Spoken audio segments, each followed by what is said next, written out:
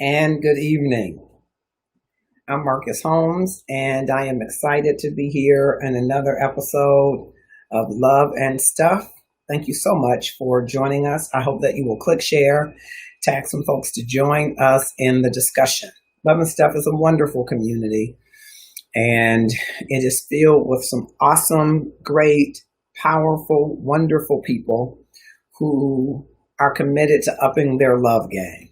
And so I want to thank you for joining us, those of you that are joining. Corey Reed has joined us. Lynn Tavares has joined us. I'm hoping that others will join us, and we'll soon get into the topic. I just wanted to click some shares so that folks can join us in the discussion. And as they come in, welcome, welcome, welcome to Love and Stuff.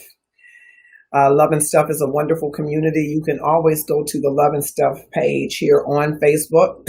Click follow to show us that you are in support of upping your love game, that you realize that there is room in your life, in your existence, to up the way in which you love God, the way in which you love self, the way in which you love others, and that you see that there is a common thread. There's an interconnectivity, if you will, between those three realms, if you will. And then our goal is being about the business of increasing the amount of love, our love quotient, the amount of love we've received over the love we've given.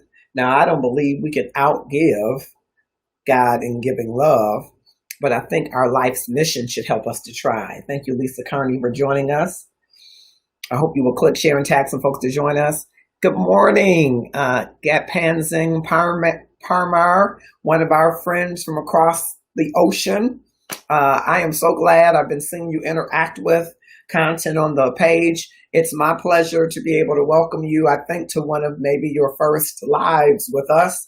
And so I'm grateful that you're here, and I hope that you will click share and tag some folks that are in your continent, in your country, to join us in the discussion.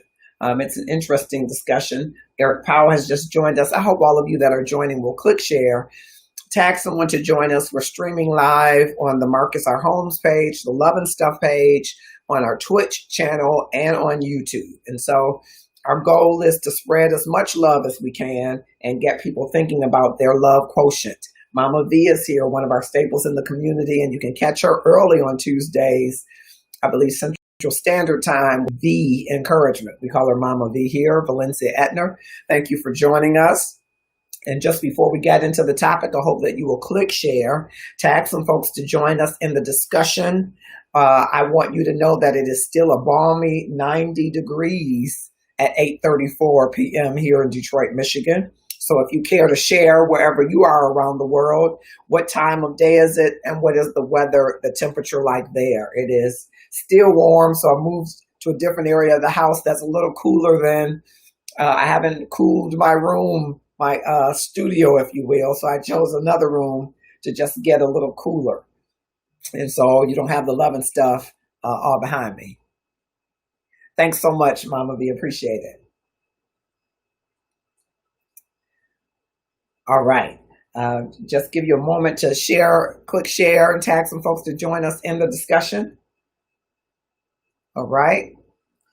We also have a new t-shirt that is on our Shopify page, on the Love and Stuff page. It is our Love Over Racism t-shirt. You can purchase it today. You're going to see a little bit of advertisement later, probably throughout the day and throughout the week, just asking you to engage and get involved in our Love Over Racism manifesto. Houston is only 90. Wow, I'm surprised we beat Houston. Wanda Moody has joined us. I hope that you will click share, all of you that are joining us here. It's our pleasure to have you here on Love and Stuff. And if you are, as again, Pat Zing Parmar, who is on the other side of the world, he's saying good morning to us. I hope that you will click share and tag some folks to join us in the discussion, as we're honored and pleased that we could reach people all over the globe. And so I'm very excited about that, and I hope that you will click share and tag someone to join us in the discussion. We decided to go back to the inbox today, part of Love and Stuff's Tuesday night discussions, come from the inbox, things that you want to discuss and bring to us. And you can decide to bring it to us as your own situation or as something that you want to maintain some anonymity. Hello, Chantel. Thank you so much for coming. I appreciate it. And so you can maintain your anonymity with any subject about love and stuff, and we will bring it to the greater community in the hopes that we might provide some perspective where you might need perspective, or cause someone else to think about how they can up their love game. And that is the way that we can continue to make a positive impact in our world. What the world needs is more love. And so I want to go to our topic. Thank you for joining. Those that are just joining, I hope you will click share, tag some folks to join us in the discussion. And if you want to join me live, I will, as soon as one of our associate producers gets here, they will drop the link so that you will be able to have it live. I don't know if I can drop it live here. I will try to drop it live, but our senior associate producer does a great job of helping us ensure that we can get the link to you. So I just want to make sure. I see that Robert Base Holmes and Rona Abellanoza has also joined us. I'm just going to drop the link here. So forgive me for, you're going to hear a double voice for a second. I don't know if I can drop it live here. I will try to drop it live, but our senior associate producer. I did. I made it. I got it in there. Great job of helping us ensure that we can get cool. The link to. All right. So there it is. If you want to join me live here in studio, that would be great. I know I'm proud of myself. I'm proud. Here's the topic. Excuse me. I think something's trying to catch me. Pray in the Holy Ghost. It's trying to catch me. Albert Strickland has come back again tonight. Albert, click share and tag some folks to join us in the discussion. From the inbox. I've been happily married for 9 years to the man of my dreams, she says. We have 2 boys, ages 6 and 3. Her husband, she's now referring to, he's black and I'm white. It is already difficult in 2020 to have an interracial marriage, she says. My mother, white Republican, she says, and his sisters, black of course, he has 3 sisters, were against our marriage. With all the tension around race, it seems like I am looked at like I'm on the side of racist. Whenever the family is together and the subject of racism comes up, his sisters are quick to cut me off, saying, you'll never understand, or don't even speak on it. Well, I understand that my husband has been passed over for jobs that we both know he's qualified for. He's been stopped with me in the car, and I was asked if I was okay. He's been followed around in the store while with me. I can never fully understand, but I shouldn't be made to feel non-existent. What do you do when Black Lives Matter to you, but you're not Black, and your family leaves you out of discussions? So I want to ask you, what do you do when your family, you are non-Black, and you are in an interracial marriage, which means that you are now part of a family that has different ethnicities woven into its collective love space? What do you do when the subject of racism comes up? Does the person who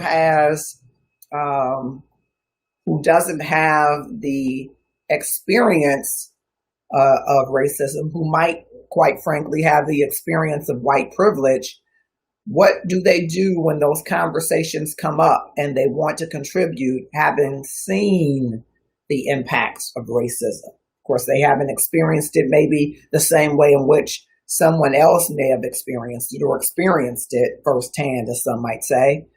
What do you say to that person? She's asking, should she just be quiet and listen?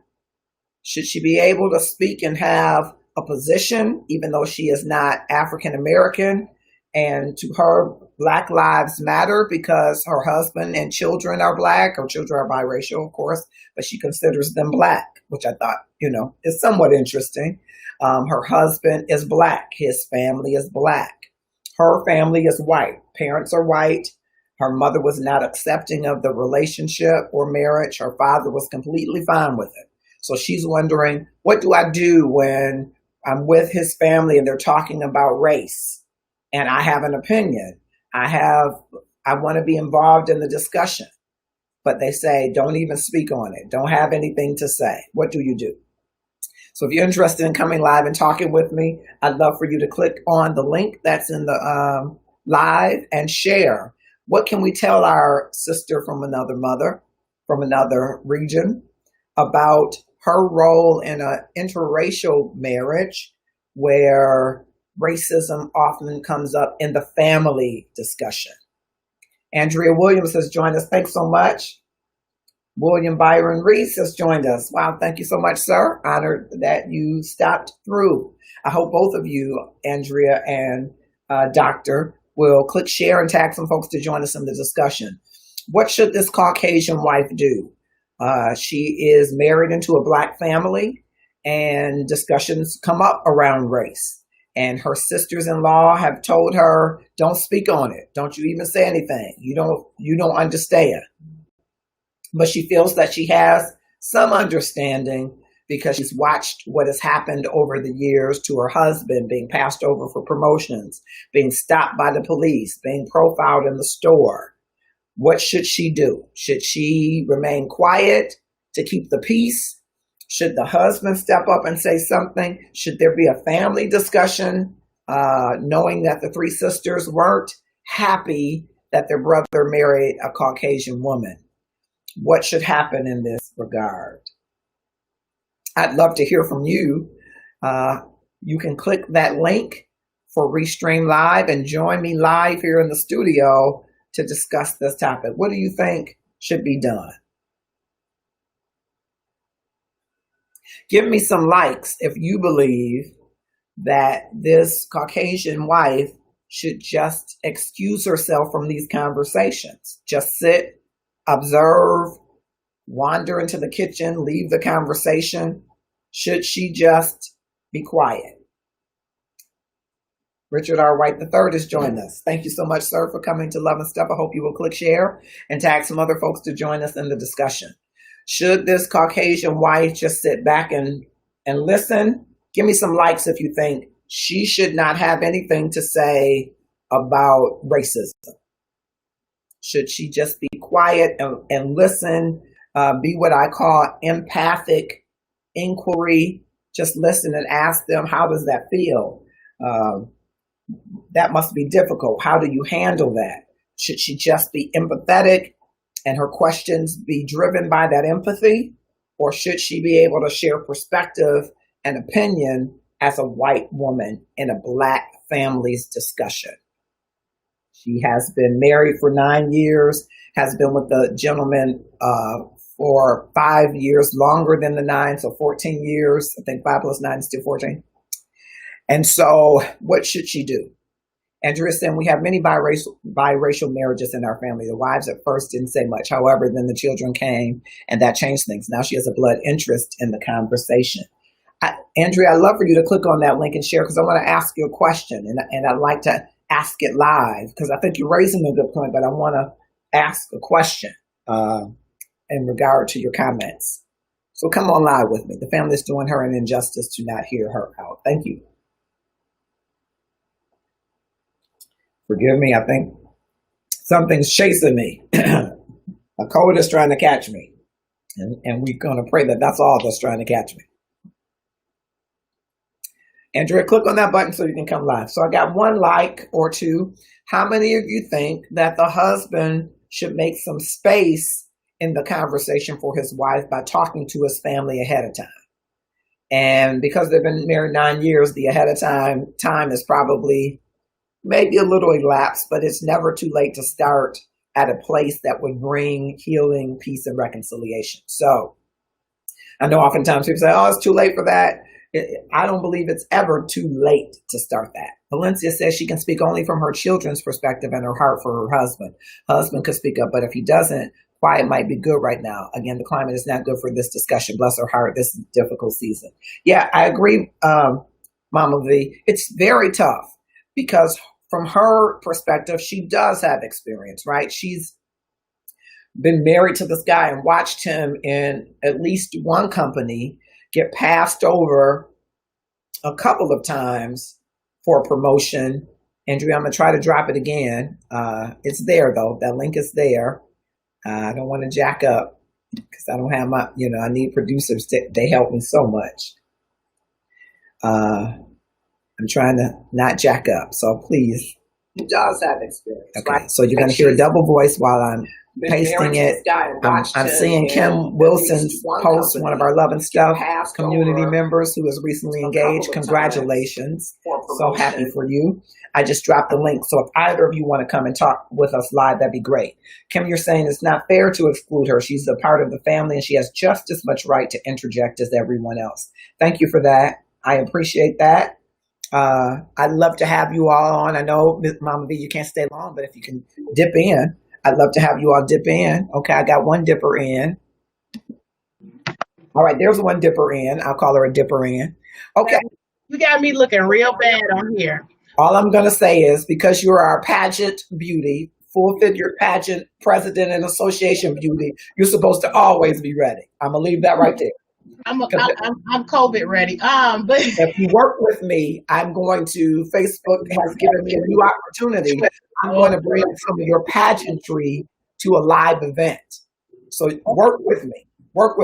But Facebook has opened a new door for me. I better not say it loud because they make it tough. Okay, so Andrea, you said now that she has children. So does the children give her right to have the conversation, or does her being married to a Black man and watching his experiences give her any right to the conversation? Okay, so I have, as you know, I've always had friends that are not Black. So I feel like we do a disservice by saying that somebody can't speak on it because they don't know firsthand the experience. Mm-hmm. That is number one. Number two, like I said, a lot of the marriages were biracial. The women did not speak until they had children. They just didn't speak on it. Got it. And once they had children, they started understanding more. You understand more when you live it. So I guess that's where the family is coming from, but you do yourself a disservice when your family is our family is so interracial, it's ridiculous. So you cannot say, like, my cousin is Vietnamese and Black. And so Vietnamese, Black, and Indian. So you telling him he can't say anything about Black Lives Matter because he looks Asian. He does not look Black. You know, so we do a disservice when we say, well, you won't understand. Well, maybe if you talk to them, you will see that they understand more. We have more in common than we do. And I think that's the problem. We don't talk to each other. So we got one people on this side and another people on this side. And the people that's in the middle, like, I don't know how to maneuver. Got it. Let me ask Mama B, who's just joined us, and I'm looking at my phone on the screen. I don't know if your camera's turned portrait or landscape, but on the screen you're turned sideways. So I don't know. But however, I'm so happy to see you. Thank you so much. And again, she is Valencia Etner from Texas. That's better? She's sitting straight up. Yes, that's better. From Texas, both of these are transplants from Michigan, but they live in other places in our world, making their various impacts there. Mama V, of course, as Andrea, are both beloved members of our Love and Stuff community. But I was going to ask, because in your comment, Mama V, you said something that struck me. This climate, though, because we're trying to say, I think African Americans, are trying to say, y'all don't really get it because you aren't living it. I think it is kind of a little salt in the wound if someone who isn't living it speaks up in a certain way. Do you agree with that? I think that it's not even about them speaking up. It's about their presence. And I think that we are in a season right now where, how do I put this? Where, yes, you matter. We know you matter. But get your face over the camera. Get you come on, Mama V. Get there you go, because you're one of my top dating game people. They But got to see this your is beautiful face. weird because I can't. It just looks crazy to me. It might, but see, I can. When you moved over, I can see your face better. Now you like part of the screen. Over to your left. Go left some. See, that's crazy. Okay, there. Yeah. Ugh. See, yes, I got your All right. face. There Let you me go. talk to you for a second, Okay, I and just then I'm want to gonna see get your off. face because But anyway, I just have to make sure that shut all of up, the people shut who up, want shut up. all the people who want to marry you in India need to see. I got a bunch of Okay. brothers in India who are saying, "Who is that Mama V?" And I'm like, "Well, hold on now." Oh no, oh no, not India. Anyway, so the point that I'm trying to make, as I have to rush off of here, is this: is that in this climate, we are struggling with not really listening to anybody's voice but our own, probably for Hmm. the first time in our history. And Hmm. so, therefore, sometimes you just got to know when to hold and when to fold 'em, and just wait. Be discerning, recognize what the season is. I'm not saying that she doesn't have a right. I'm just saying this not just might not be the best time.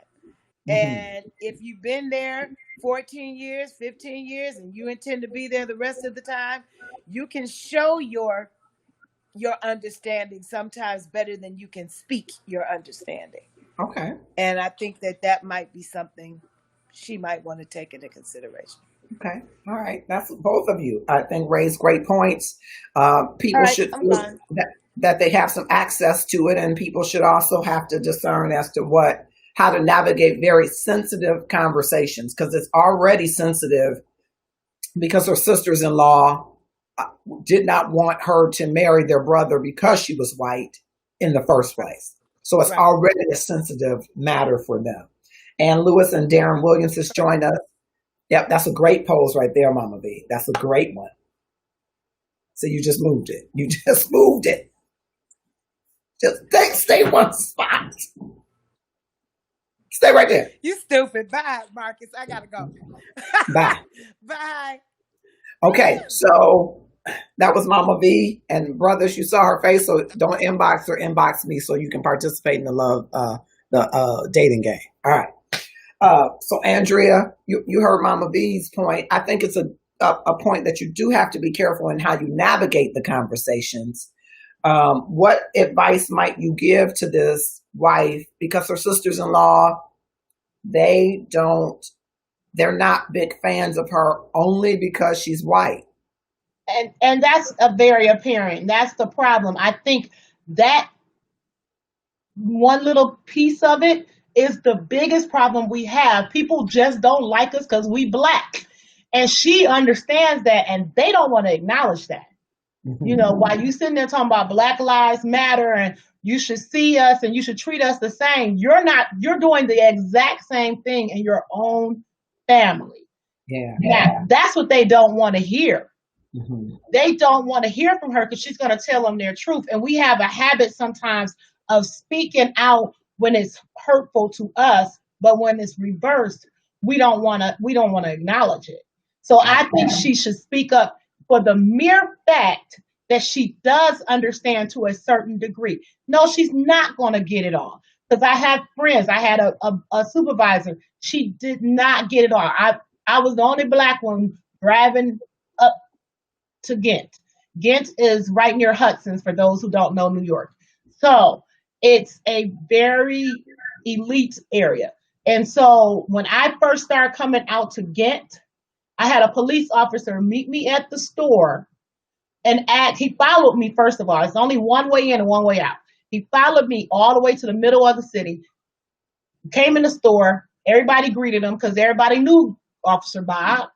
And everybody said, "Hey, Officer Bob." And he knew them. He didn't know me. So since he did not know me, he said, "So where are you going?" I said, "Well, I go to work every morning. Where are you going?" So when I shared this experience at my job, they were like, "No one's ever asked us where we're going."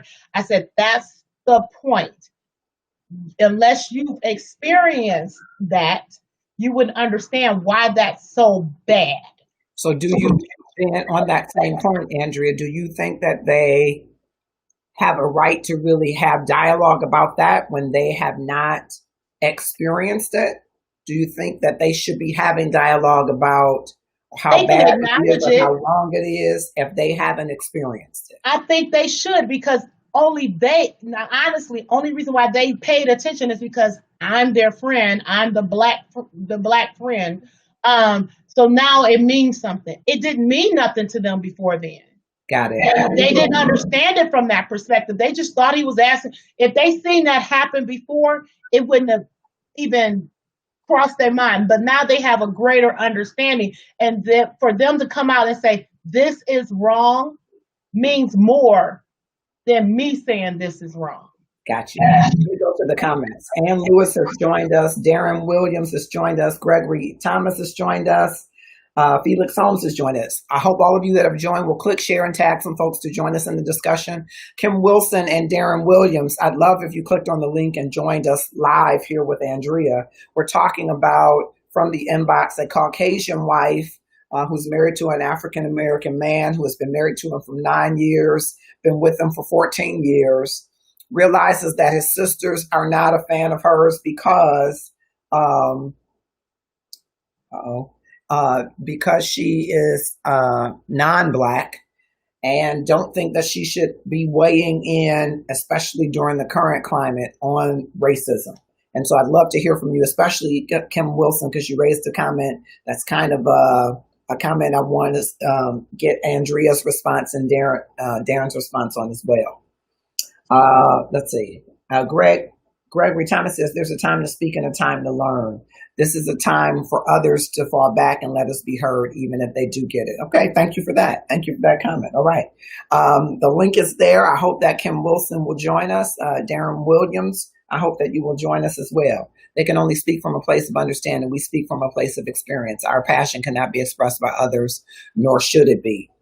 And I know, Gregory, you're just joining, but part of her experience is watching her husband being in the car with him when they're stopped and the police officer asks her if she's okay, or being in the store and they follow him while he's with her, or him being passed over for several promotions on the job that they both know that he's qualified for. So she feels very much a part of the experience, but not maybe in the center of it. But I hear your comment and I get that. All right, Darren Williams, if you're available still, or Kim Wilson, I'd love for you to join us. I'm talking with Andrea Williams, who is currently living in New York. And so that's a big melting pot. I know that you guys were hit very hard based on the coronavirus and everything, but I know it's a big, big melting pot. So, and your family, you've had, as you've said, many different relationships, interracial relationships. And so I want to ask you from Gregory's point. Gregory said, I was married for 2 decades to a white woman. I struggled through racism as a cop. Okay, thank you very much. Thank you for that. I wanted to go back to one of his earlier points. He says we speak from a place of experience, but she has some experience. So what do you say about that? She has some experience. And joining us is Darren Williams. Welcome, sir. Hi, Good Darren. evening. Good evening. How's everybody? Good. Rating yourself. I'm Yeah. okay. Thank you. Okay. And I know everybody is going off center with the camera. Put the camera dead center so we can see. Dead center.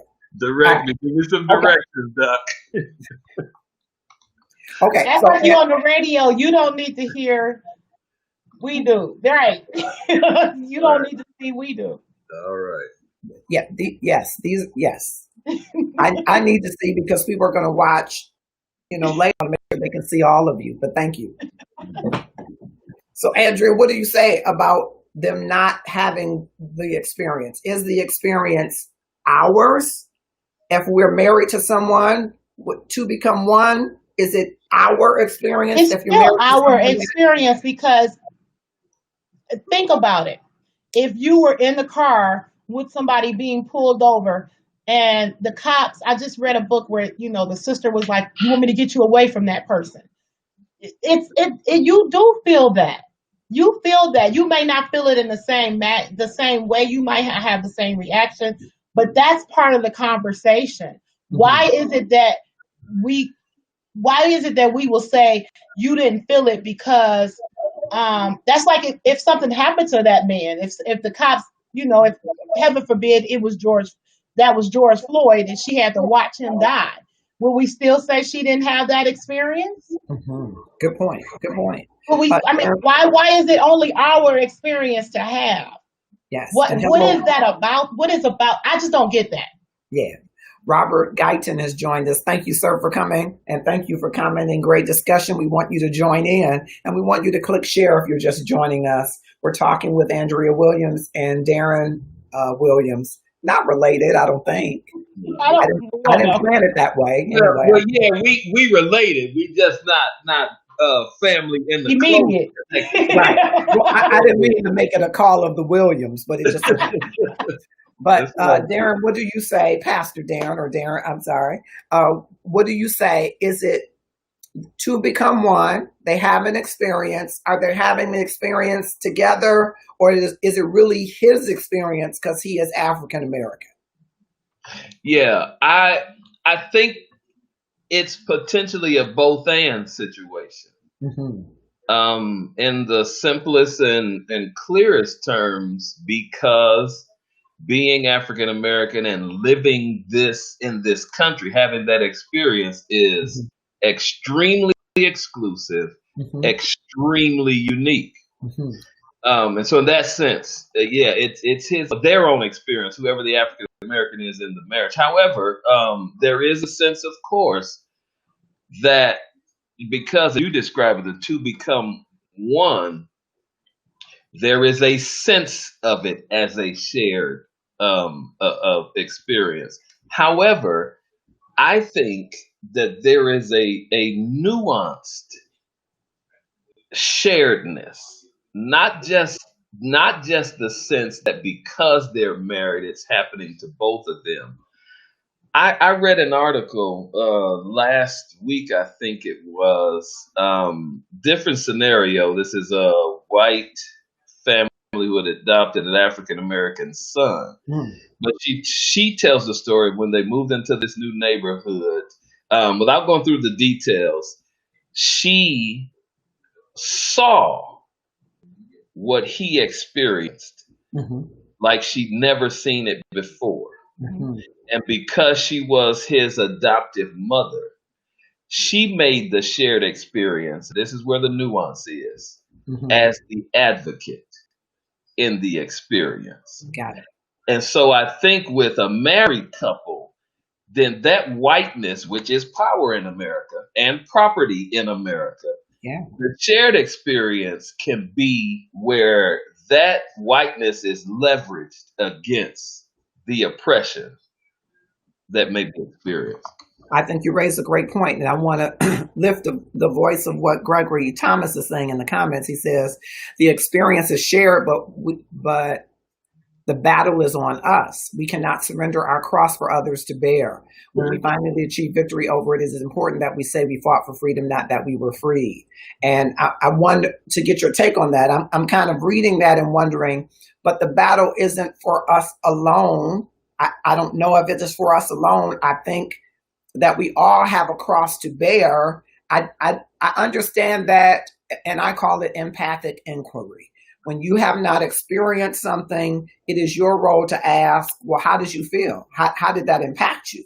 It's not your role to tell people how they were impacted, and maybe not even to tell them what freedom looks like for them, right?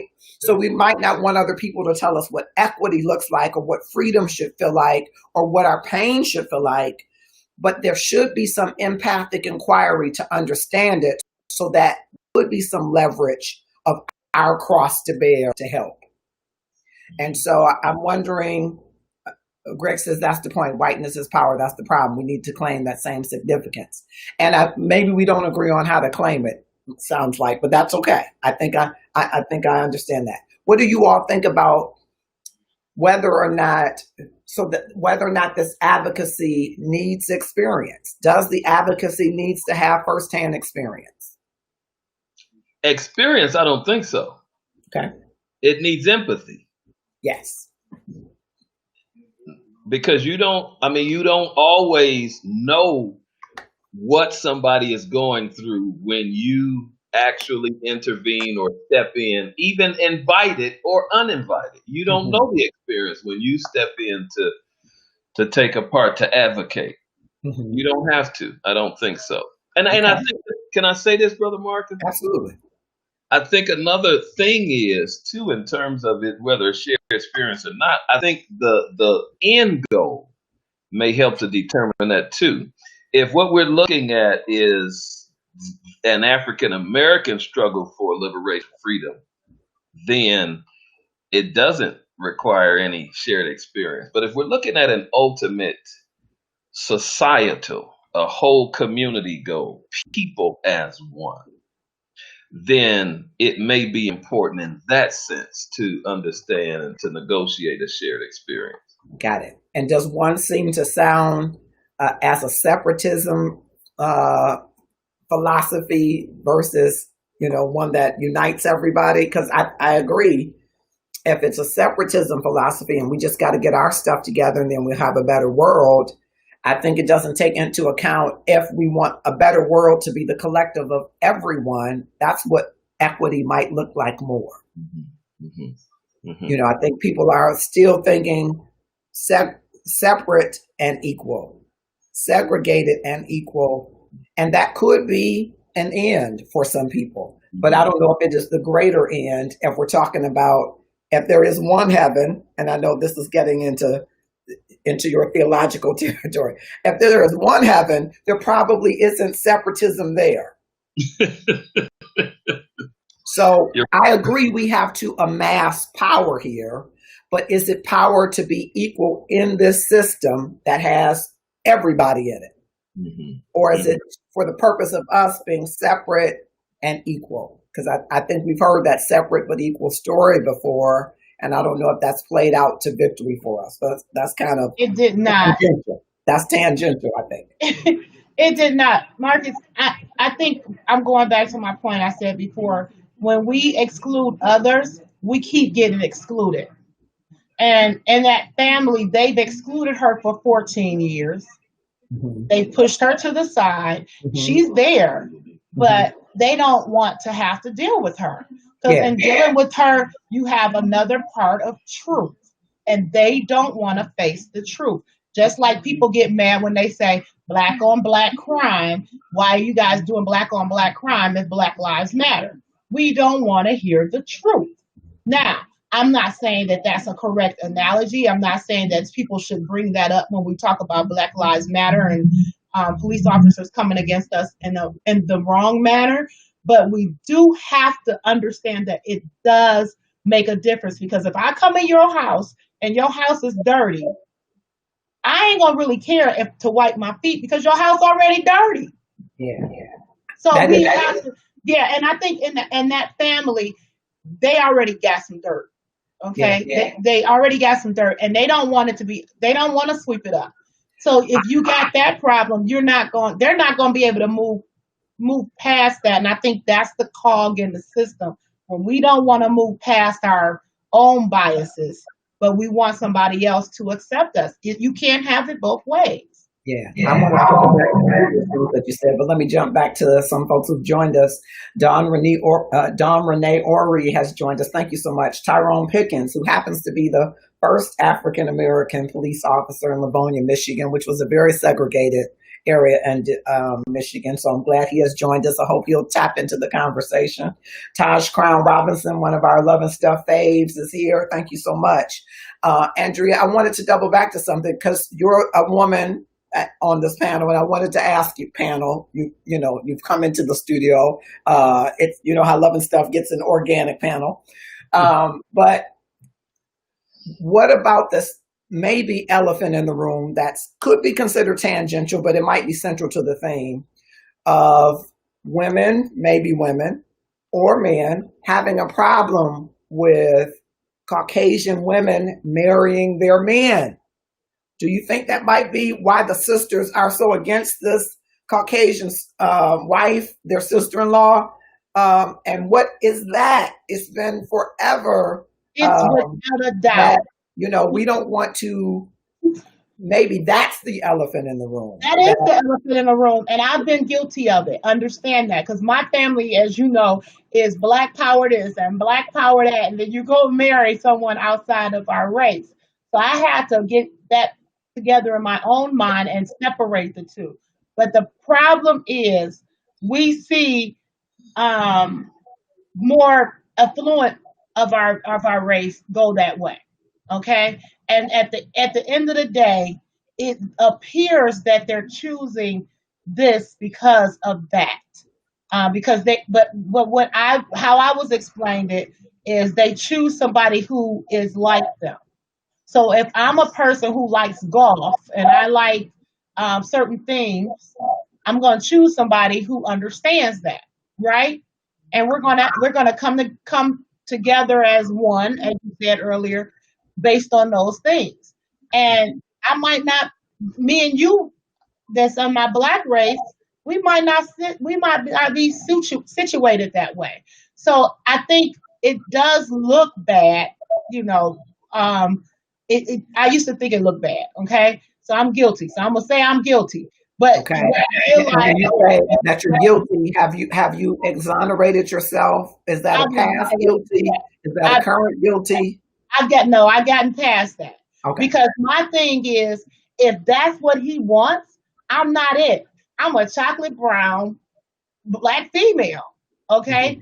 So I'm not what he wants. I might have the articulation, the education, but I'm at the end of the day, I'm not who he was attracted to. So it wasn't my man. Got you. It wasn't my man. Just like it wasn't my woman. Nobody was looking at that. And I've heard this from many Black men. When I was available, these same Black women who keep talking about they taking my man treated me like crap Hmm. at a Got it. certain level. And she didn't. She was open to me. So, you gotta look at it that way. Is This is a choice that he made for love, not saying that Black women are so bad. Many people, I haven't met many people who choose a person just because they're white or just because they're Black. They chose them because that was the person for them. And I don't know whether or not there are underlying reasons that they chose them that might be because they are that Right. race or But that's ethnicity. not for And you I'm to not say. sure. I'm not sure that everybody who chooses knows whether or not that They might be a don't, reason. and they don't, and you don't know why you took. A lot of people, they meet people. How many people have you met? It's like I didn't even like that person when I met them, and now they're married to them, or they're best friends or whatever. It's just the way life goes, and if you want to stay in that, on that basis of color, um, then that's where you're gonna stay, and you're never gonna elevate. You Yeah, have to elevate. I was kind of raising a slightly different point in that there are people who marry for race, but they're not fully aware that they do it. No, And yeah. the other part that, and I'm going to go to the comments. The other part I wanted to jump in when you were talking about Black Lives Matter. Of course, I am a big proponent. Uh, I am rubbed the wrong way, I better say, when people say, "Do Black lives matter to Black people?" I think that when people say that, they may not understand that It's poverty disrespectful. and lack of recreation opportunities and lack of access to jobs that provide gainful employment provide a basis for all of the ills that we see around crimes of passion and crimes of proximity.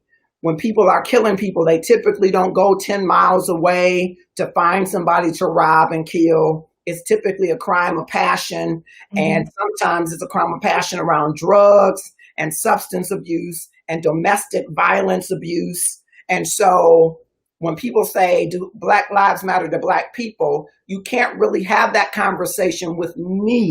Maybe you can have it with other people, but you can't really have that conversation with me unless you're willing to look at all of these contributing factors Right. that have to do everything with us being Black, but it isn't our action against another Black person because we are Black, which is different to me than a police brutality or systemic racism, which is based on the color of the skin. Right. I don't know for certain but I am willing to say that a number of the crimes that are committed, even a young man who worked for the city of Detroit, breaks my heart. He was just killed, and now more detail is coming out.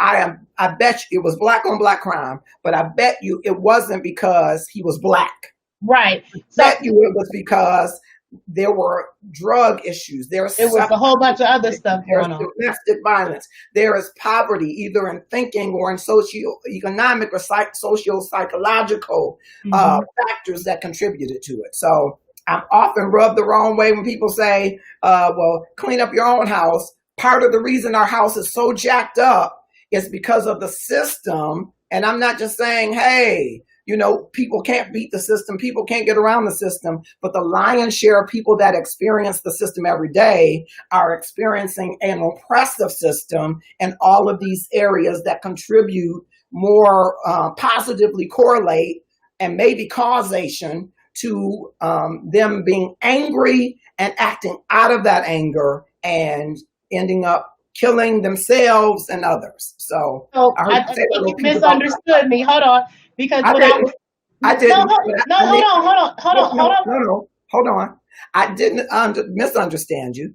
I wanted to make sure that that part of the voice was elevated. Well, that's what I was saying. That's why when I said it, because I did say not that I agree with that, but Gotcha. that's where that comes from. But Understood. like I said on LinkedIn when we were on LinkedIn the other day, Hmm. systemic racism is something that our other brothers and sisters don't understand because they just see it as this group of friends that are together and we all have these like things and you don't have what we have, so you don't have the skin color, you don't have the financial background, your mental illness is off, whatever they point out to keep you out of that system. And so they keep you out of that system so much that they make a law that these things are wrong. Gotcha. And they're innately wrong about you, about your race, about your group of people, your group of friends. Because I've seen it, we've all seen it. I'm from Detroit. You walk around Fairlane Mall, it could be um, 10 people of another race other than black. They don't bother those children. Let 10 black kids walk, they just walk and they're laughing and giggling like the other kids, but the difference is they're black and they will go after them every single time. It Gotcha. has nothing to do with um, what kind of clothes they got on, what school, what they said, what they did. It has nothing to do with anything but they're black. So I disagree with that on GP on the surface. And I do not like. That's why I brought that up because I do not like. Now, if she's gonna come at it that way, where she says, "Well, we need to do. You guys need to do this, and you guys need to do that, and you guys need to do this, and you guys didn't do that," then no, she shouldn't say no. Gotcha. But if she's saying something from, I'm going to jump in here, Andrea. Gotcha. yeah, And I'm going to give Darren a chance to respond. But before he does, before I lose Wanda Moody, she has a long comment. So Wanda, that long comment, I would love to read it, but I'd much rather you have you come on the discussion with us. Same for Gregory Thomas. We're not ignoring your comments. You're making great points there. And I appreciate those points. Keep commenting. Jermel Lewis is saying we are racist against our own. We look down on each other. Each other up. I think you said pick each other up, but I don't disagree that we might be looking down on each other in some regard, but there are some reasons that we cannot just say Black lives don't matter to Black people. I think that there's some other factors I think you should consider. Can y'all see this from the family's perspective? He brought Becky to the barbecue and now she thinks we are so inept she needs to speak for us. Hey, Joe Smith, thanks for coming. I feel like but that's not what she's saying, Mark. But how do we know that? Hold on, Andrea. I'm gonna let Darren talk. I know you rolling. Give him a second. Two things, very quick. Two things. And I'm going backwards order, the reverse order. The first thing on the Does Black Lives Matter Black People? The research is there. You all, I think you said, Brother Mark, that you can't prove it. The research is there. Michelle Alexander does the legal and criminal justice research that white supremacy literally impacts violence, Black people against Black people. Alvin Poussaint, 90s, and Dr. Joy DeGroot, just a few years ago in her book, Post-Traumatic Slave syndrome disorder does the research that in the psychiatric sense, psychologically, white supremacy directly affects violence with African Americans. But then to the point on the marrying part, let me say this much, and this will sound very strange, but bear it out and search it out. Choosing white is always a choice. What am I saying? When people, African Americans, when people of other races, other than white, marry white, it is intentional. Largely, when white people marry white, it is intentional. For white people, their insistence upon marrying white is to keep white wealth among white people. And so they marry intentionally. When other races marry white people, it is because of the prize that whiteness is in society. It's a choice. And I guess I wonder if everyone who does that knows that that's what they're doing. I don't believe that everyone who does it knows. I agree with that. I agree with that. Yeah, some people are doing it and they're subconsciously doing it because they want better. They want to come up. They want to be ascribed greater worth, but they didn't think that, well, if I marry white, it's gonna. I don't know if that is there in their psyche that's what they intended to do, but I think they do intend to have a better life or think something.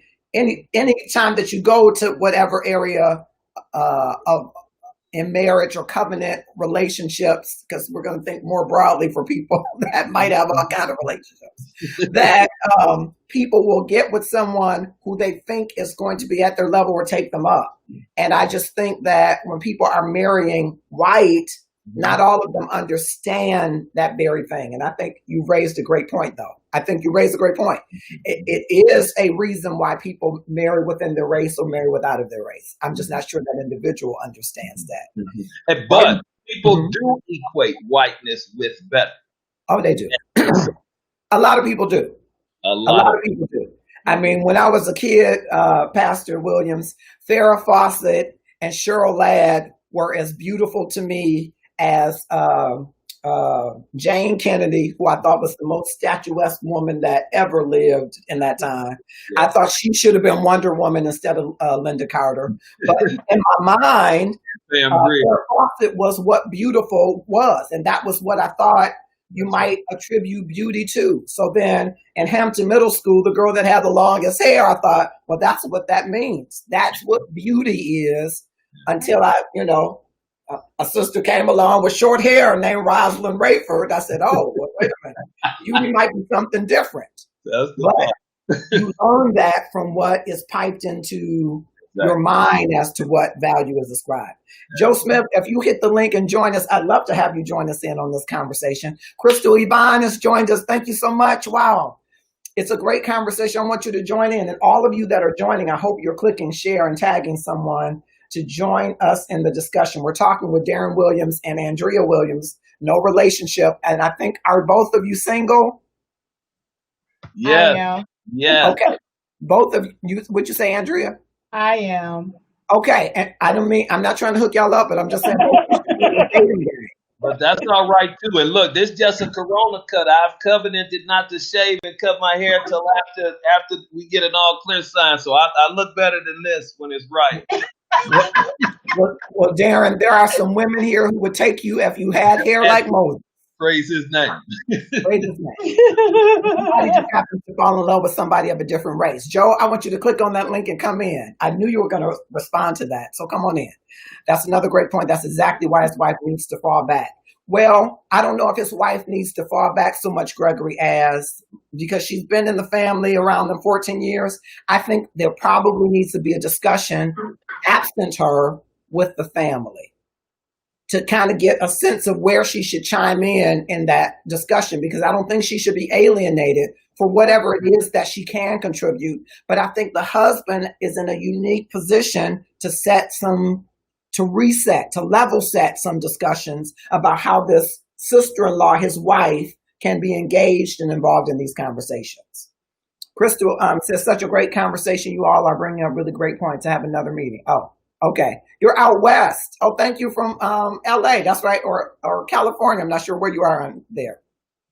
Joe, hit that link so you can join us on this discussion. All right. So they've been together all these years.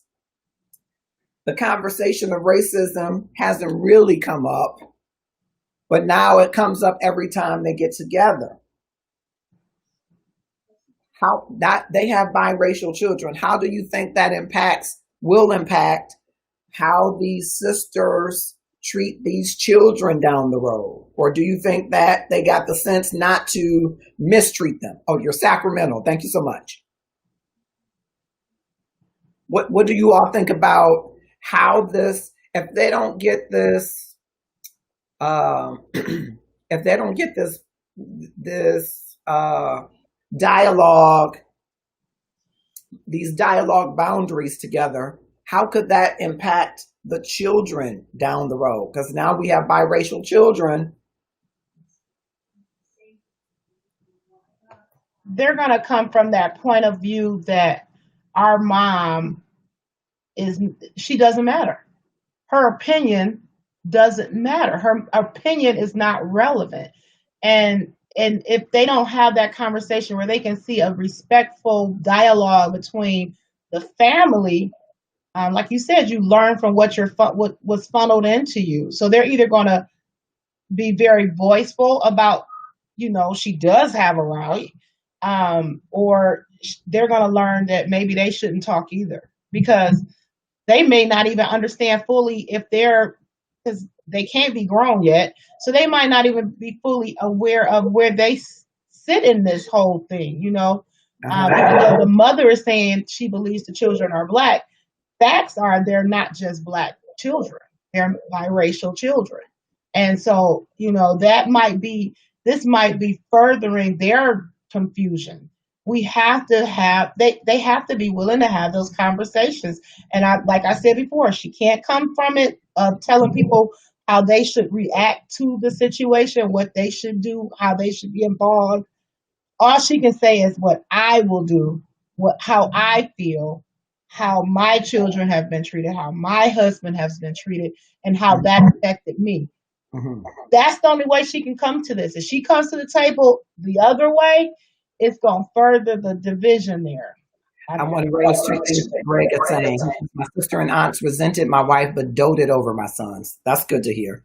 He also says that's not a situation that children need to be drawn into until they're old enough to understand the nuances. I can tell you, as a child who had folks in my family, I have folks who live in Bay City, Michigan. And if you know anything about Bay City, Michigan, there's plenty of Caucasian folks there, and the Black people seem to, marry interracially.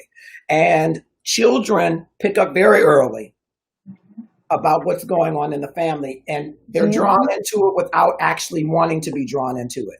Right. Joe Smith is joining us. Hey, Joe Smith. Thank you so much for joining us, sir. Looks like you blacked out.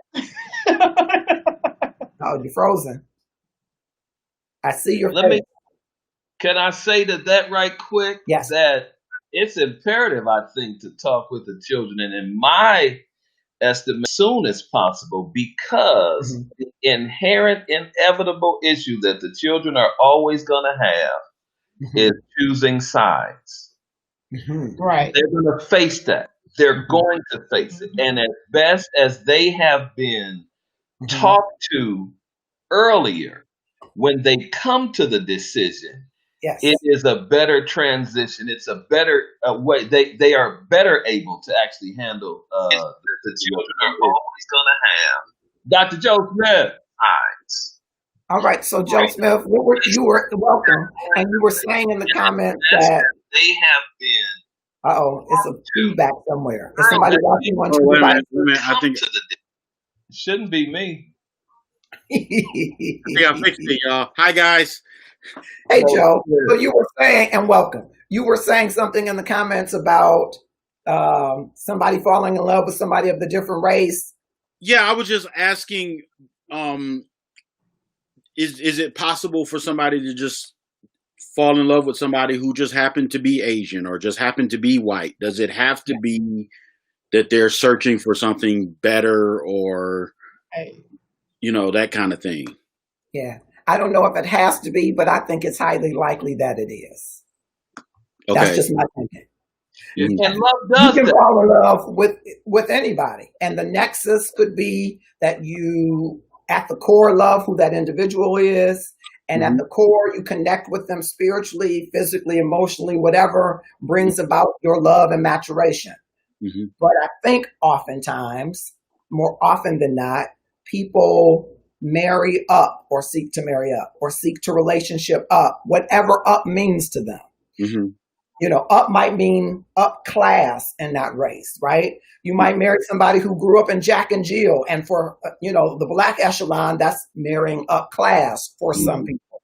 So I think people are always aspiring up, and I think sometimes when it crosses, more times than not, when it crosses races, especially if it is the considered superior majority race, it is even unconsciously that someone is ascribing some worth to going with someone of another race.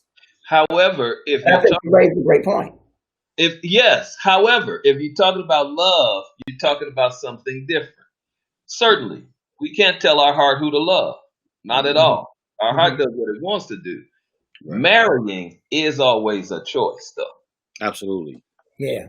So then, if I fall in love with a Becky, should I not marry her? I That's think, up to you. well, I think you should get some counseling.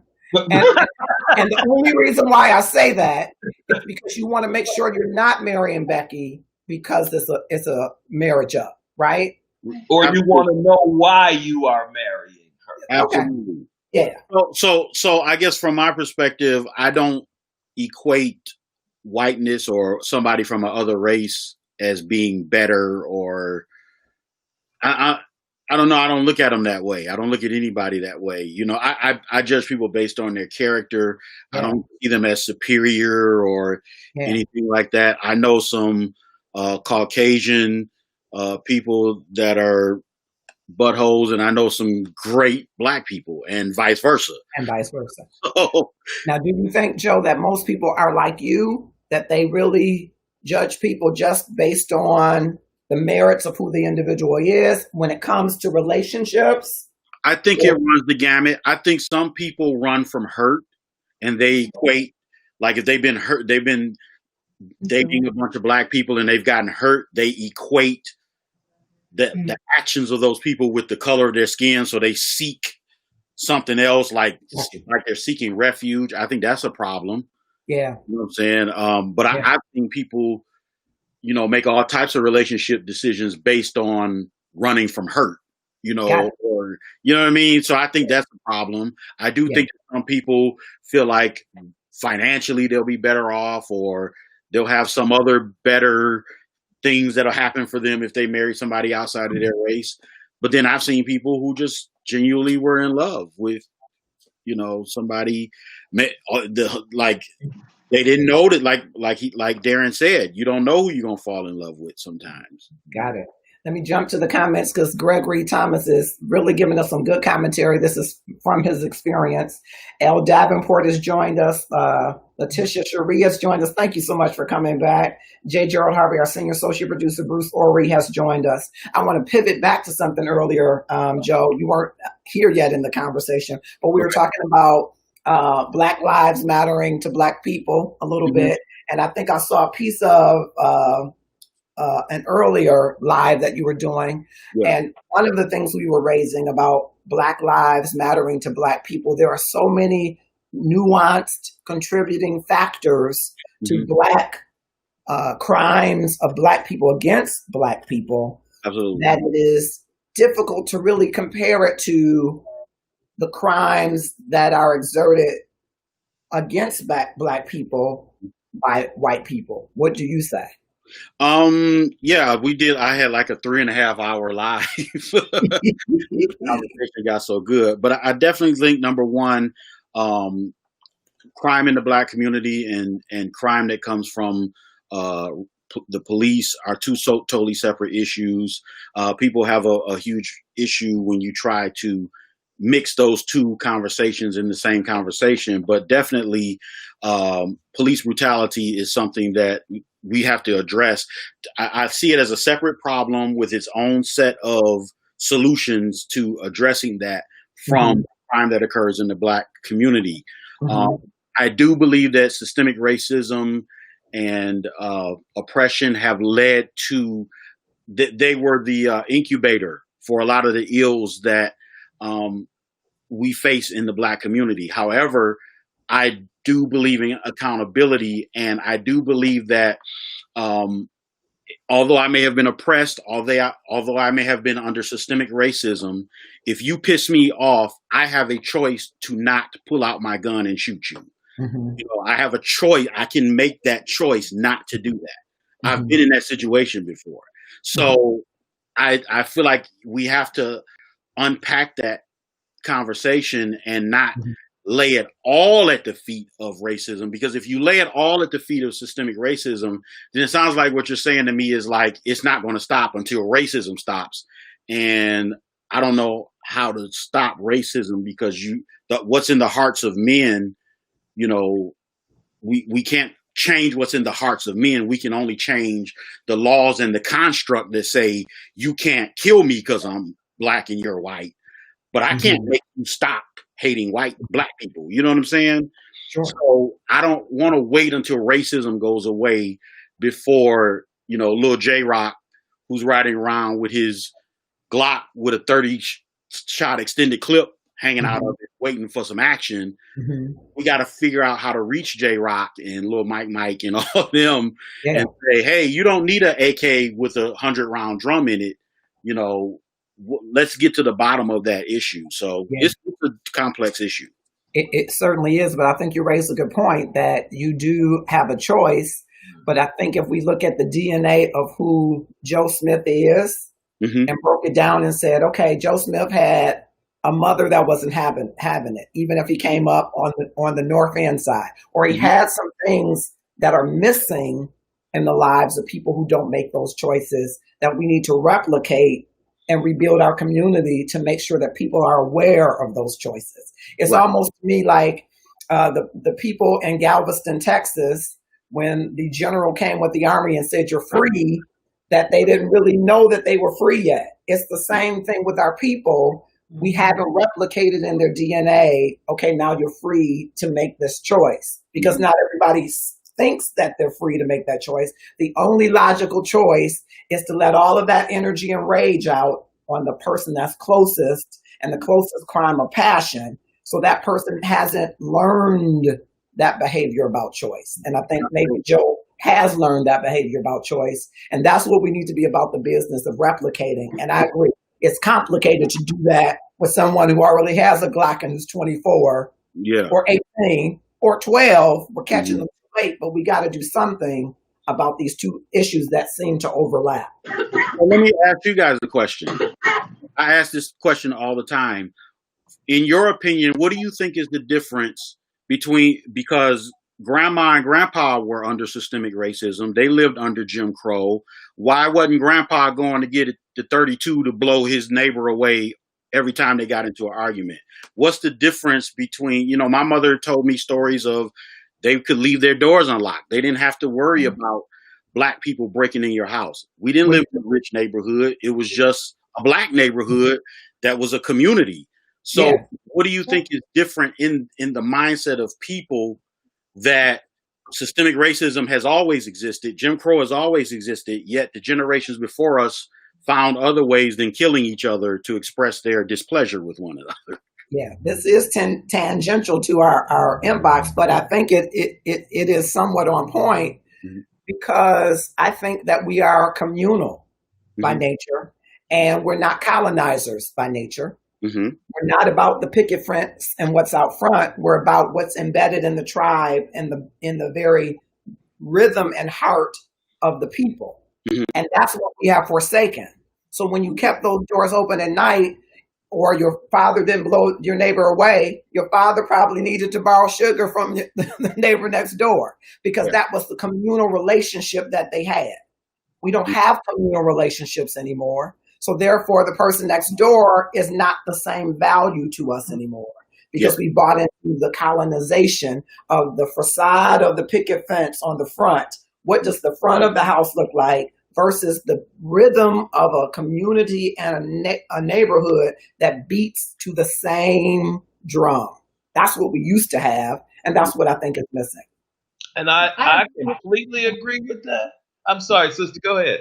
No, go on, Pastor, go on. Absolutely, please. So I was gonna say I agree with that because how many times have you moved into a neighborhood and you don't know who your neighbors' names? Right. You know, that's the one difference I can say that I've experienced in New York as opposed to being in Detroit where I was in Oak Park. But same thing, I know my neighbors because they're right there. Like you know them. So it's 4 people in our building. We all know each other and we all support each other. But I've been in neighborhoods, Oak Park being one of them, where I only knew maybe the people next door and the people across the street because they was Black too. So everybody else, the Jewish community, although they supported each other, they didn't talk to us. My kids knew their kids because they went to school with them, but we didn't talk to each other. Now, so it depends, you know, so that community, that sense of community is not there, but nobody wants to talk about that. Like we don't, it used to be you couldn't go down the street and do something bad and not get your butt whooped before you got back home. Now you better not touch my kid. Right. So, you know, when all that changed, I think the whole neighborhood changed. Yeah. And I agree with you all. I just wonder if Brother Joe, if you didn't actually answer your question as you ask it, when you actually address systemic racism, because what is the belief of many African Americans? It's my personal belief too. Well, let me say this part first. That as we talk about systemic racism, it's not some abstract concept that hovers over the head of people. Okay, it is something that is built into every institution, every system, and every program and policy that's in place in the country. It is the belief of many, it's my personal belief too, that the destruction of the Black community and the Black family is part and parcel to the operation of systemic racism. And so, what we had in our parents' generation or years ago, as we talked about that time period, we did have a solidified community that worked in unity in order to throw oppression off from us. After that found some measure of success, our society got busy in ensuring that that would never happen again. You'll have the testimonies of a J. Edgar Hoover that the greatest threat to America is Negro unity. You'll have Richard Nixon talking about how the war on crime, his war, what do they call it? Not the war on crime, but law and order thing, which targets particularly African American communities and people.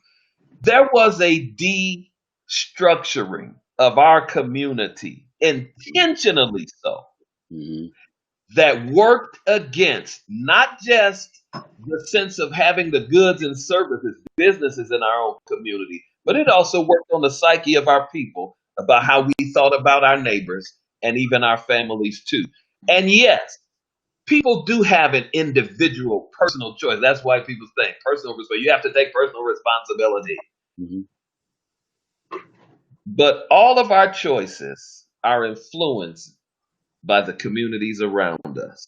Everything that we see on TV, that's the point of advertising. Everything we hear on the radio, everything is intending to get us to think a certain way and to believe a certain way. And you watch what media from the 1970s to the 1990s, Watch what the messages of media were about and to Black people. Watch what that was. And I'm not saying it's all somebody else's fault. I'm not saying that. I'm saying that we cannot eliminate and exclude the fact that a whole lot of it is pressure that's put on us. And the responsibility, I think, is because you're asking what happened to us. I think we got to fall in love with ourselves again. Yeah. As a people, we have to love ourselves again. Yeah. And I don't want to leave out of this conversation, which I think that was excellent, Pastor Williams. The church, it used to be a part of our community. It used to be the beacon part of our community. And a lot of churches have moved out of the community, or the parishioners have moved out of the community. And so then there is no attachment or no responsibility from a community standpoint for the communities in which our churches sit. Now, there are churches that do work in their communities, but you can remember that there was a time when things like Vacation Bible School was about the outreach to the community, that the feeding programs and things were outreach to that community. Churches were serving, living, thriving, ministering in the community in which they were situated. And that's not so much the case anymore. The church don't know the families in their communities, some of them. And so that, I don't want to say it's an indictment on the church, but the church has to fall back in love with the community too, because the community doesn't look like the church anymore. And I'm not sure the church is as well versed as it should be about the people that now live in its community to meet their needs and to serve them and make them a part of the community, to embrace them as being a part of the family. And it's a big part that's missing in communities. And if we're really honest, we don't even have communities anymore. Because a community consists of not just people who live in it, but it's those people who own and operate the goods and services of that area. They have an economic base that they control in that area. They have even, dare I say it, a policing force, a security force for themselves in the area that they live in. It's been a long time since we've had anything that resembled that. And you could say we have a neighborhood, but as you all have so articulately said, we ain't even neighbors no more. We don't even know the people who live next to us anymore. We got blocks now.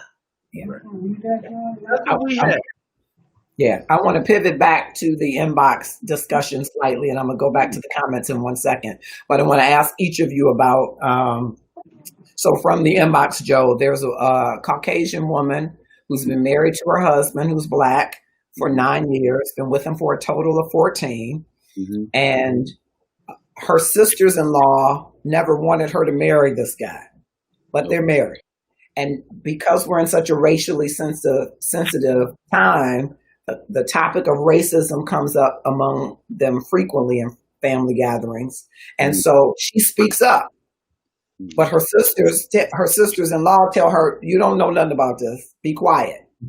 And so she's trying to figure out, how do I stay engaged in the conversation? Because I'm married to a Black man who I've watched be passed over for jobs, who we've been stopped in the car and they ask her, ma'am, are you okay? Or who he gets profiled in the store when they go in the store, but she doesn't. How does she get engaged in the conversation? So I want the three of you to think about, what advice could you provide to her or to her husband about how she should be engaged in the conversation if you believe that she should be. Before you answer, let me just go to the comments. Letty Parker has joined us. Tamika McMillan, hey there. Thanks for coming. Leroy Hurd has joined us. Connie Bell has joined us. Trey Sam has joined us. Willie Rogers, thank you all for coming. I hope you will click share and tag some folks to join us in the discussion. So what advice would you provide to her?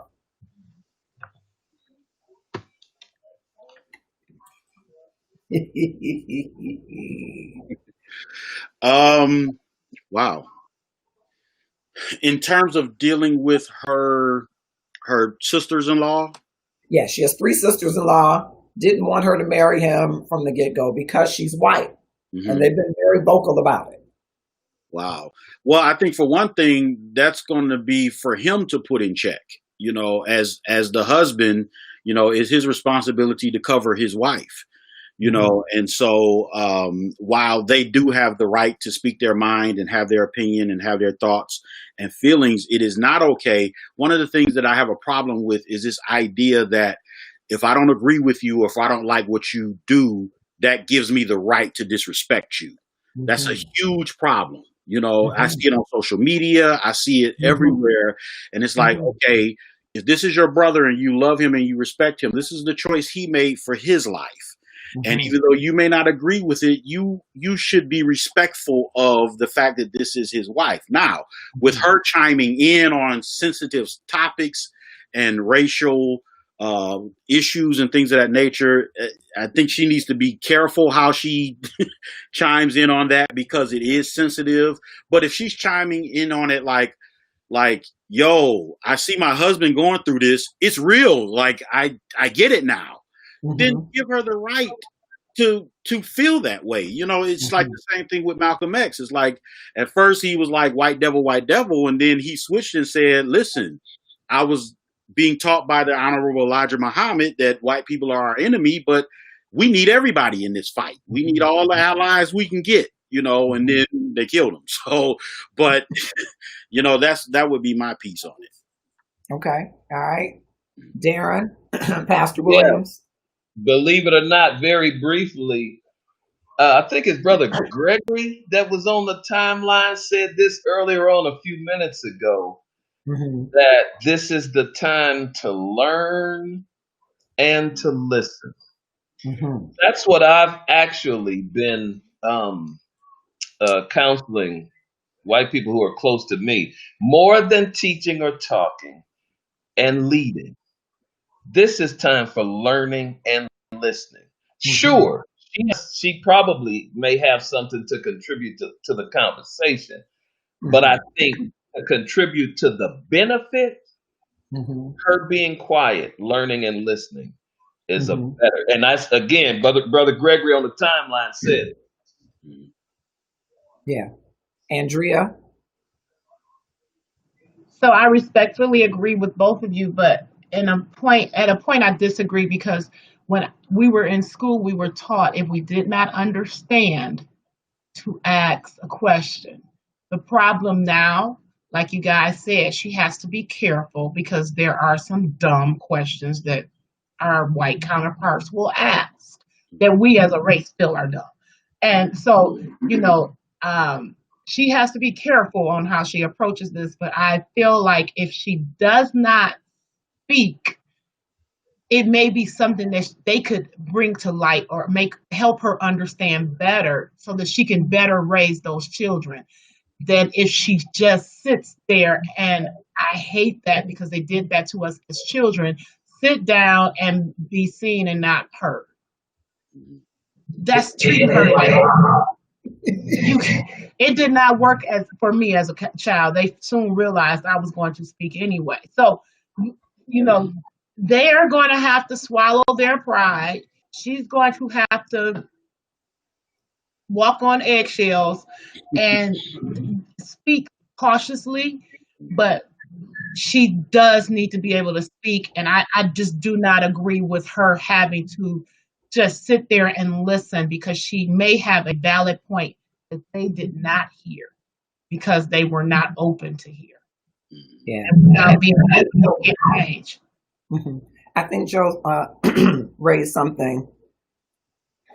I mean, you do have to be careful. You do have to be careful how you engage in the conversation.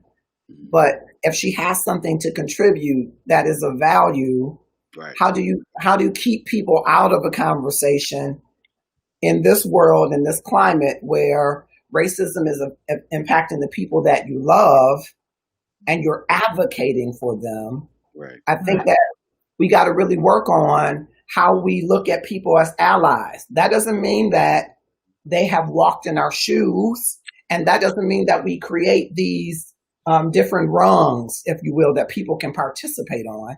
I think you have to be open to hearing what they're offering.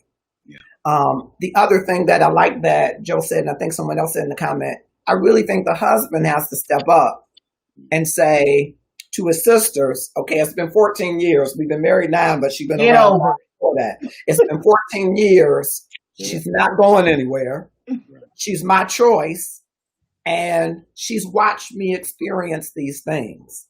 And so when we get together as a family, because she is family, she's going to, from time to time, have things to say. And he might say to her, tread lightly on how passionate you get and worked up you get about it, because they're always going to be thinking this is not your reality. But I think he has a pivotal role in setting the stage for these conversations. And if he doesn't step up to it, he keeps leaving her hanging dry every time. I think that's the biggest problem, Marcus, is that he's not speaking up and she's having to fight alone. The whole family, including him, because he don't know how to handle his sisters, most likely, is allowing her to be just sitting out there by herself. And she sat there so long, it's like a caged animal that's trying to get out and realize, and be comfortable in their own habitat. She can't. Even if they're in her house, they want her, from what this conversation is, they can come in her house, start talking, and she's just supposed to shut up. I'm not doing that. I'm not doing that. Even if we're all Black and you don't like me, I'm not doing that. My husband, at some point, Joe said, some point, you got to speak up for her. She shouldn't even have to say anything. He should be like, no, she's been around us. She's raising our children, whatever. He needs to say something. And I don't hear that in her comments, that he even comes to her rescue. She just fighting herself. And women, we can't fight, if you got the whole family and your husband's not saying nothing, they're like, well, your husband not even speaking up for you. Why should we respect you? And I see Tanika in the comments. She's raising something good. He's taking the safe route. Sometimes men do. And that's a lot of the women in their lives. I'm gonna let them do it. But that duking out doesn't always work to the advantage of anybody, especially because you got children that are being reared and they're watching and they're learning. And I've learned that, seeing that firsthand. Like I said, I've got interracial family members in the Bay City area. I've watched their children navigate this interracial climate, not as much in this time frame as it did when I was a child, but I've watched them navigate that, and they pick up the cues very early. And so I think it is important that he sets a pace for that, so that they can have discussions. Their opinion don't matter. There's a whole lot to that. Let me say this. One, if he got Black sisters, how in the world are you gonna tell Black sisters anything? I got 4 of them. How you gonna tell them anything? That's what I'm saying. You don't tell them in front of your wife, but you do tell them. For sure, not in front of her. Very, very serious. This question: why does she feel she need to contribute to the conversation anyway? I'm just hanging that out there. I asked a similar question of her and other folks who are chiming in the conversations. Now, Pam Bass in the comments said, because they always want to be a part of the conversation. I do think, though, there are people, Pastor Williams, who are sympathetic to what we are experiencing, though they haven't experienced it. And they feel like, I'm not racist. I'm not this person. I'm with you. And they want to pledge that, and they want to prove, for whatever reasons, that they're with us. Right. They want us to really believe that they're with us, because they are. And so their thinking is, I don't know what else to do but to tell you I'm with you. I think that's horrible. And they're not as keenly aware that might be agitating to some of us. That we might be offended by that. They think that they're doing the best that they can do because they don't know what to do. I see that. But when I hear arguments like that, counter arguments like that on behalf of white people, I think about the centuries for which African Americans have had any kind of similar feeling about any matter, but we've had to sit on our tongues and could not, because we were not included in things like that. But let me say this other part to that. that when it comes to advocacy, white people being advocates, and I talked about it a moment ago, and we talk about them being allies. I think we got to tread very lightly on that. We got to be very, very, very, very careful on that, because in a real sense, that sort of advocacy and allyship requires an invitation. Because the best that white people can do of speaking up on racial issues is not to African American people. The greatest voice and the greatest power of speech that they have against racism and white supremacy is to white people. And so her need to express how much she cares to other African Americans, I'm not sure that the value of that is most valuable there. It should be more valuable with her family. How is she talking to her? Does she talk about conversations she's having with her relatives? Mm-hmm. Yeah, I don't totally disagree. I think it's both, though. I think she should be involved in the conversations with her family, because this is her family. Mm-hmm. And what she's saying is, I don't feel like I'm your family, but I'm willing to do whatever I can do to be your family. So that's one part of it. The other part, I think you're right. Have those conversations with her mother. And she says, as I said early on, her mother was not in favor of the marriage. Her mother is a staunch Republican kind of person. Her dad was okay with the marriage. So have those conversations with your parents and your siblings and your coworkers. But that doesn't mean that she cannot have the conversations with her family. This is her family in which she wants to be accepted, and she doesn't feel wholly accepted. So she's still out here trying to say, hey, I'm with you all. I'm one of you all. And they're saying, there's no way you could be one of us. That's what they're saying to her. And she's constantly trying to advocate to them, but I'm on your side. And while I hear you saying, show me by sitting down or talking to your folks, but she wants to be accepted by the very people who don't want to hear from her, if that makes sense. So she got to be wise. She needs to be wise. Don't approach the group.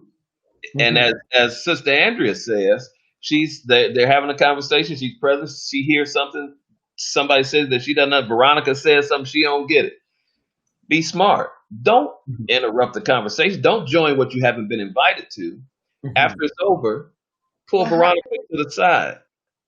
I heard you say so and so and so and so. I really want to understand better. Can you help me understand that? That's a way you build allies without disrupting. So executing a little more wisdom is a way that she can be included, I believe, if she wanted to. Mm-hmm.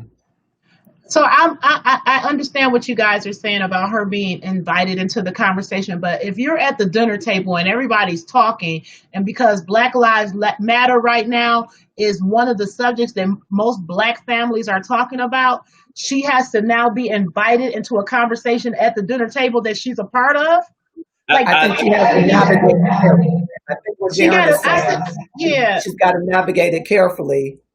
And what I advised her is just don't say Black Lives. Do Black Lives Matter to Black people? Don't do the Black Lives Matter part. Don't say that. Don't say that at all. Opportunity to be able to provide some input, and then remember that a soft answer turneth away wrath.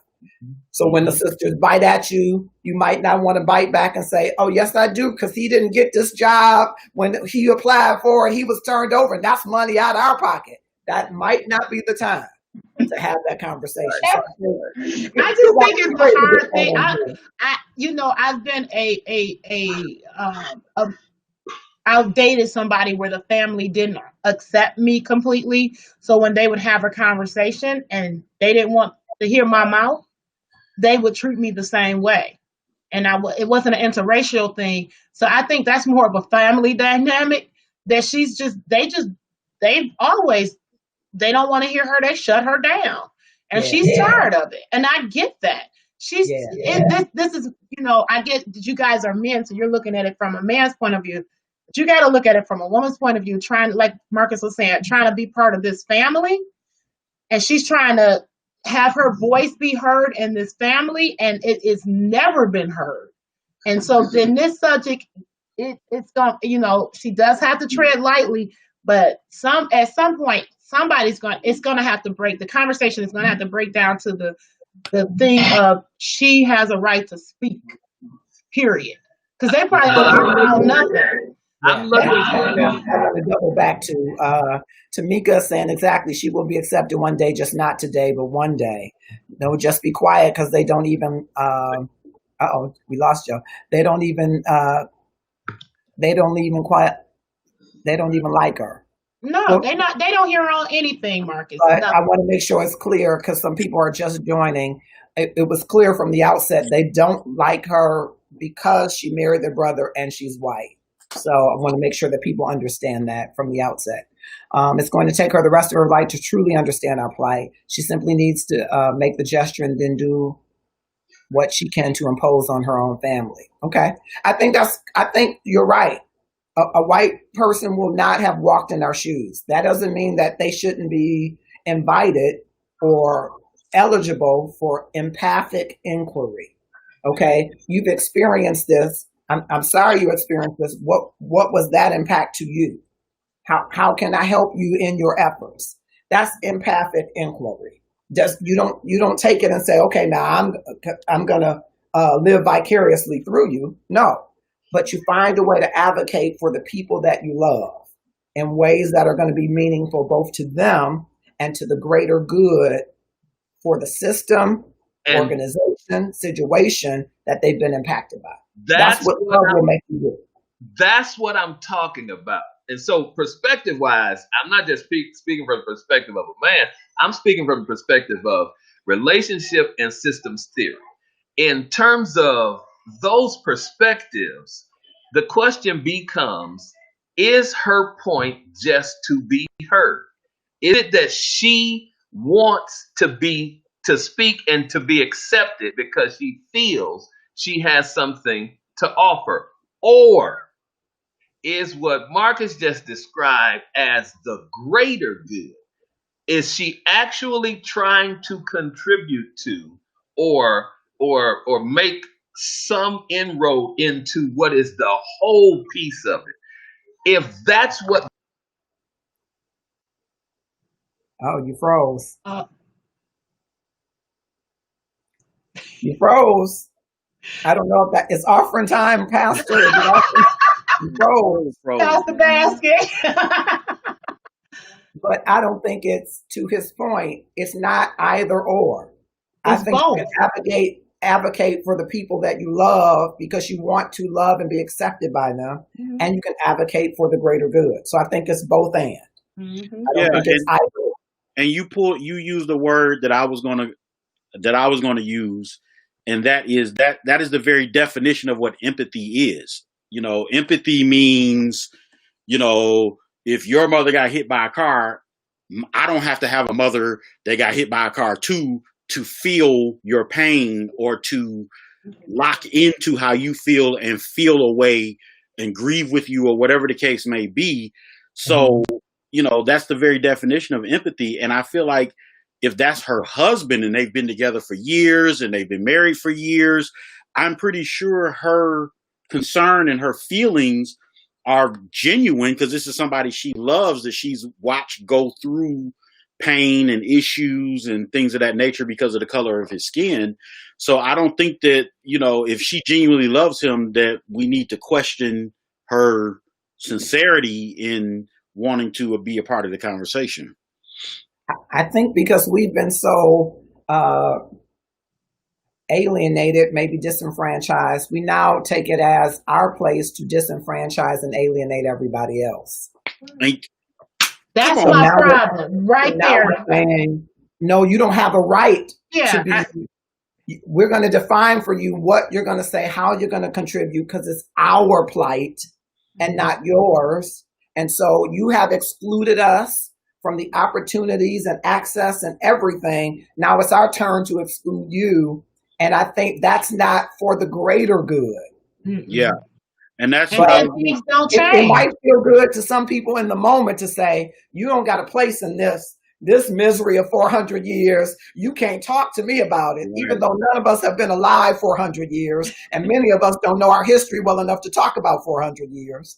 But we'll say, these 400 years belong to me, and you don't have a right to say anything about what my grandmama and her daddy went through. Just sit on the sidelines. Absolutely. It's an entitlement, but it's the same thing they did to us. Right. That's my point. That was my point earlier, that you can't sit there and say Black Lives Matter and then treat somebody else like they don't matter. We have to all be in that conversation, or it's not going to change.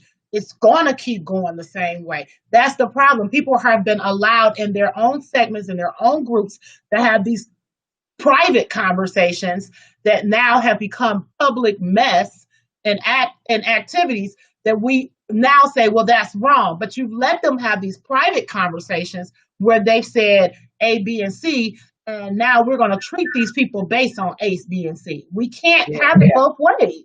Yeah, and that opens a door for me to a whole nother show that I'm gonna have to invite you and Joe back to, because inside of us, lighter skinned people and darker skinned people do it to each other. All the time. Educated people and people that don't have as much education do it to each other. People at different ends of the socioeconomic status or the culture structure status do it to each other within the African American diaspora. Right.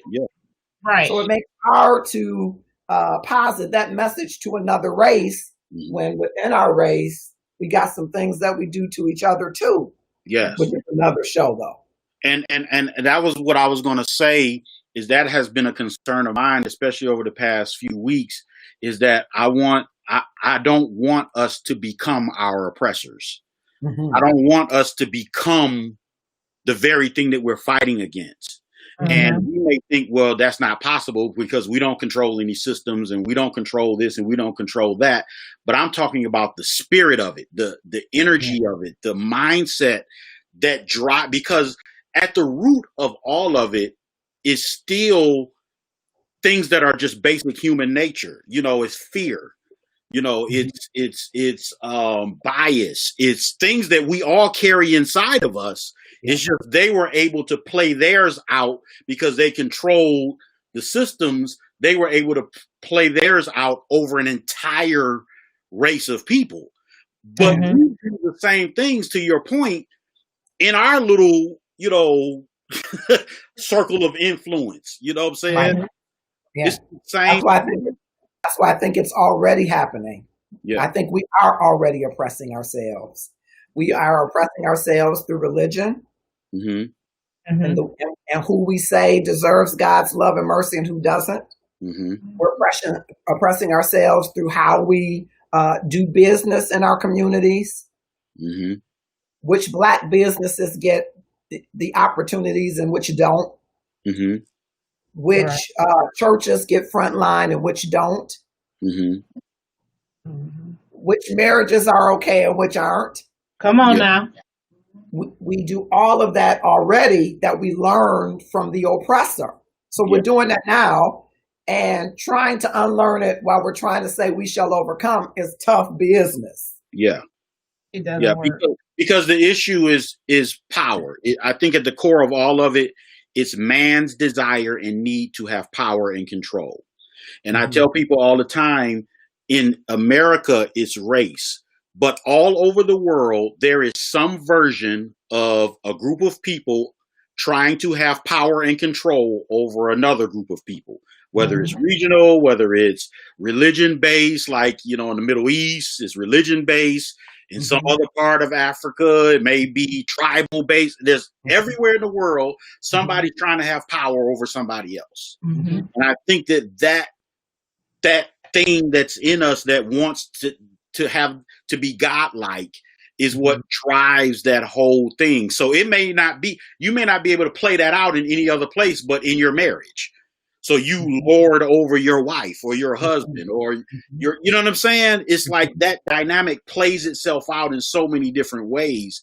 And so I think that if we don't be careful, will become the very thing. And to your point, I guess what I'm saying is we have already to some extent become the very thing that we despise.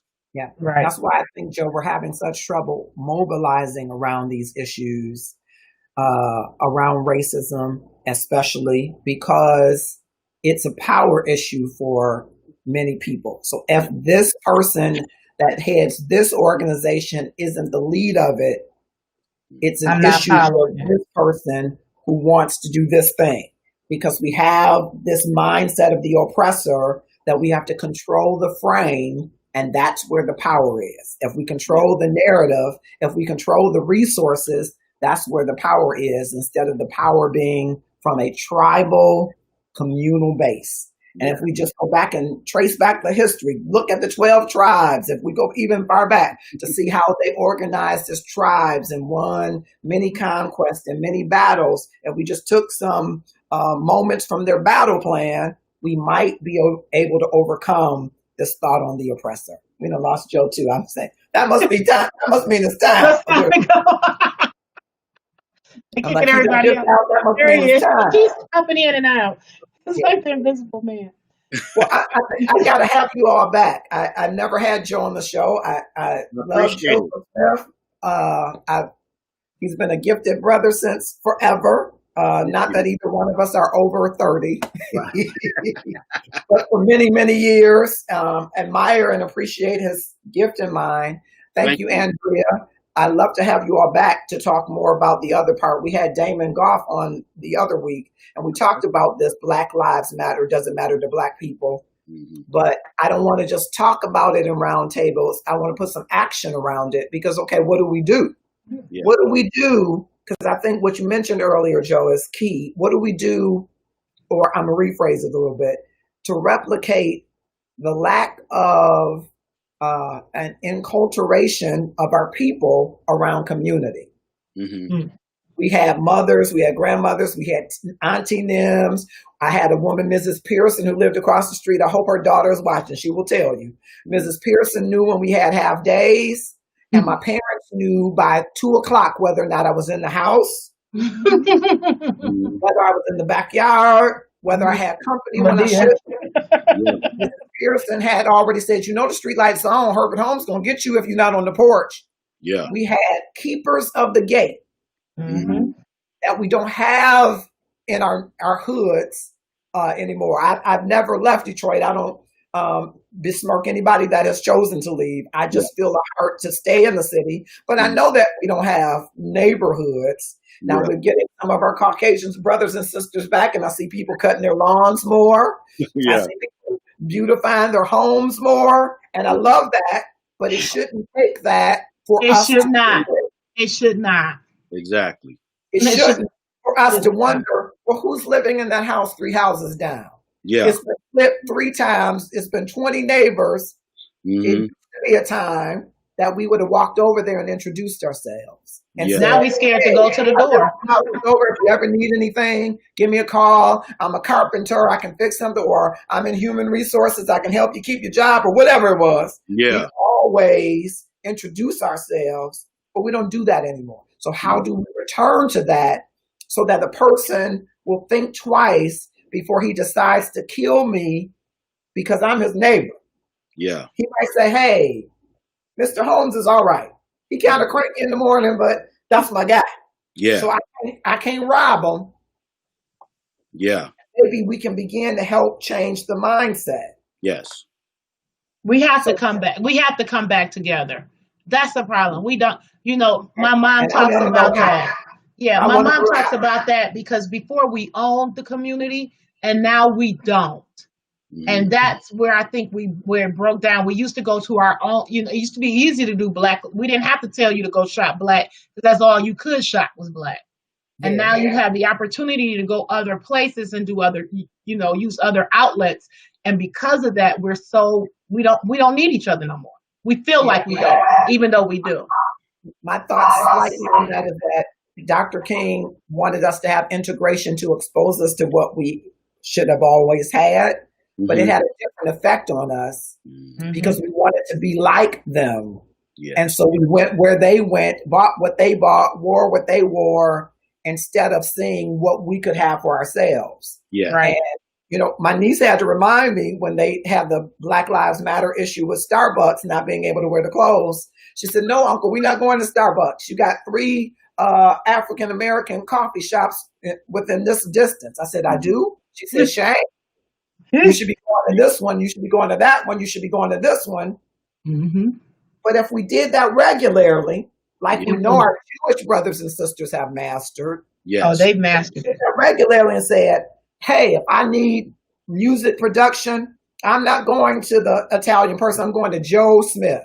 Mm-hmm. And if Joe is too booked, guess what? He's going to subcontract it out to another brother. Right. So that we all eat. Or you need human resources consultant, you're going to give it to Marcus Holmes. If he's too busy, he's going to subcontract it out. Yes. Or we're going to say we're going to all have an account with First Independence Bank if you live in Detroit area. Yeah. Because it's a black bank. Yeah. And then we will tell them, okay, we all here, we need money for our businesses. We need business loans. Yeah. But we don't think in that regard. Yeah. And these are things that are doable, but we're not doing them. We are not doing them. Right. Yeah. So that's what I want to get back to. I do want to talk about it. Yeah. But I do want to get to doing it because we can talk about it.